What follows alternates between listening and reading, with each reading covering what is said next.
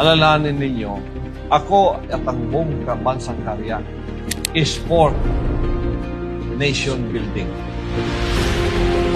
Gusto natin ang ating bayan ay isang marangal na bayan na may pagmamalaki natin dahil sa development na ginagawa ng ating pamahalaan kung saan-saan makikita natin. Kung tingnan mo sa mapa, ang Pilipinas ang liit-liit. Di ba? Tapos ganito, wala pang development na ganito. Kung ako gagawa ng highway from the northernmost part of Luzon to Jolo, kukunik ko yan. Tapos connection pa ganon, connection pa ganon, connection pa ganon. Lahat ng islands, pwede mong sasakyan lang, madaanan mo, may highway. Oh, mahirap yon? Hindi. Bakit mahirap? Isipin mo lang at gawing plano, hindi mahirap.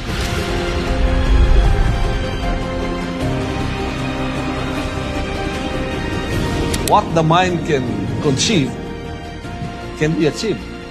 Di ba? Oh, yun ang dream ko para sa ating bansa. Pusong makabayan yan. Puso para sa development ng ating bansa. Vote straight, PDP laban. Vote Pastor Apollo C. Kibuloy, number 53 sa balota. This political advertisement is paid for and paid by Pastor Apollo C. Kibuloy, KOJC Compound, Davao City.